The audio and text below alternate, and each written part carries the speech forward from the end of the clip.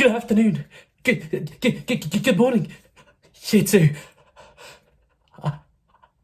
I hope you're okay. Okay, I'm okay too. Don't worry. No, the only reason I was acting like that is because I wanted to demonstrate what today's writing lesson is all about.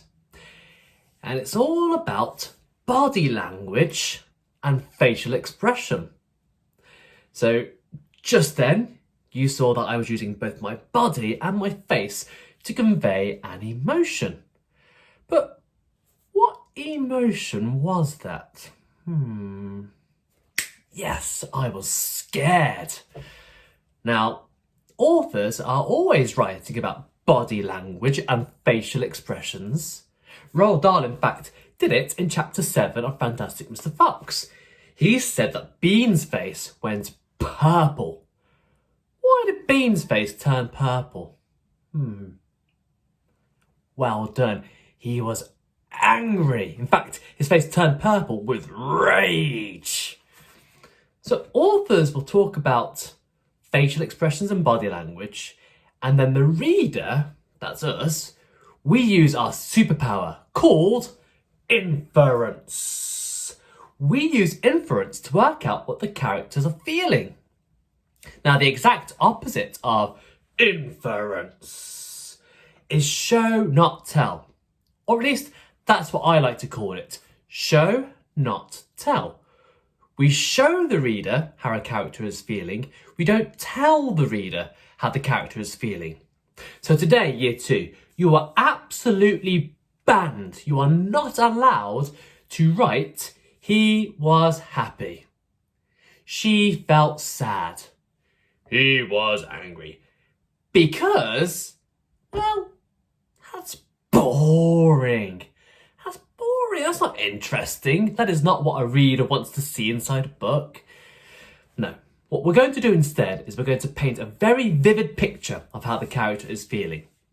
So, you knew at the beginning of this video that I was scared. Why was that?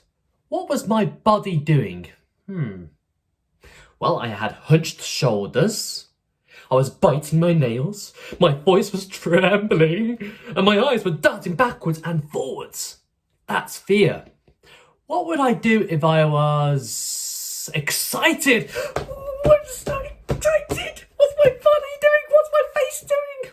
Right, I'm bouncing up and down. Again, I'm quite tense, but this time my eyes are wide open and I'm smiling. What about if I was angry? I'm so angry. What's my face doing? What's my body doing? Why don't you tell somebody who's in the room with you? When we're angry, what do we do with our bodies? What do we do with our faces? Yeah, all right, we clench our fists. Our shoulders are up here. We might furrow our brow, so our eyebrows are very low.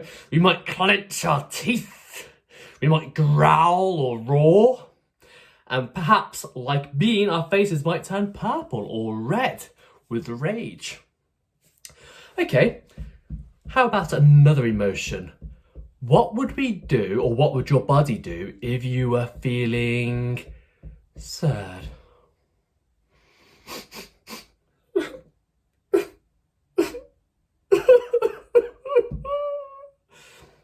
Notice that this time my whole body has drooped.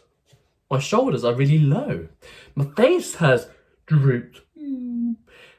I wonder if you've ever heard somebody say, "Why the long face? Why do you look so sad?" When we're sad, our faces go long. We might sniffle. What's up? Our eyes may droop. What about nervous? It's a bit like scared, really, isn't it? Except perhaps our body, our hands start to tremble. Our whole body perhaps judders. Maybe our face goes as white as... Can you complete my simile? As white as a ghost, as white as a sheet of paper, as white as a feather. Excellent, year 2. So, We are absolutely not going to tell the reader how the characters are feeling today, but instead, what I'd like you to do is to create a piece of writing where you show the reader how a character is feeling. So, you can take either Boggis, Bunce or Bean, or you can take Mr. Fox, Mrs. Fox, or any of the children, and I'd like you to show me how they are feeling through your writing. Let's have a go together, shall we? I'm going to take Mr. Fox. How is Mr. Fox feeling at this point in the story? Well, I certainly don't think he's very happy. His whole house, his whole home has been destroyed. So he's probably feeling quite devastated. But show, don't tell. I'm not going to use the word devastated. Mr. Fox had a very long face. Full stop. Ooh, what else do we do when we're sad? His eyes looked to the floor. Now, although the focus of today's lesson is show, not tell, that does not mean that we can't still use adjectives or fronted adverbials or any of the other techniques that we've so far learnt this year. So let's describe those eyes. Uh-oh, I forgot something.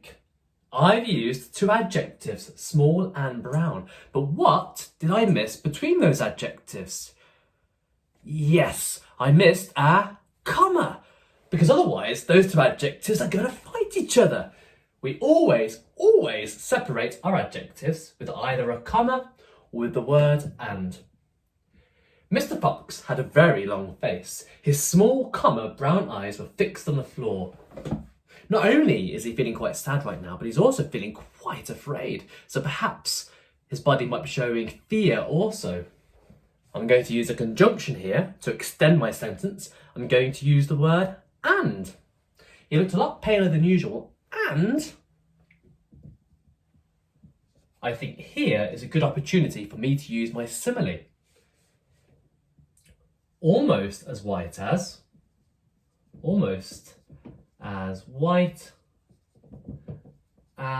a ghost. I would say that is quite an exciting sentence. So what should I end that sentence with? A full stop? A question mark? Or an exclamation mark?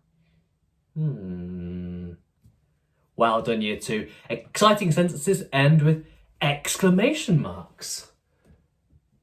So let's do that. Okay, so far, I don't think that's a bad start to my show, not tell passage at all. But I'm going to write one more sentence. Now I'm thinking about Sensitive Sam. I'm very much at the moment describing what Mr. Fox looks like. What does he sound like? Well, I think he might possibly be either stammering or certainly sniffling. But Mr. Fox is a very brave fox, and he doesn't want to seem scared in front of his children. So perhaps he is coughing to mask the sound of him sniffling.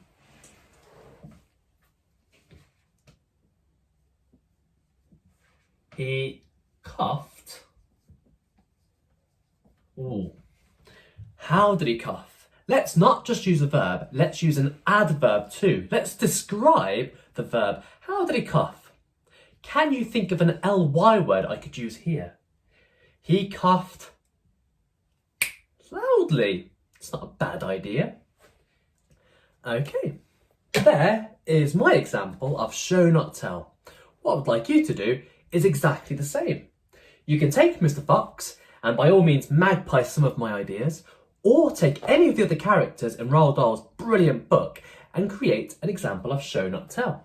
When you've done that, don't forget to send it to me. But if you need any help, by all means do message me and I'll be more than happy to help you. Until later, take care and bye bye for now.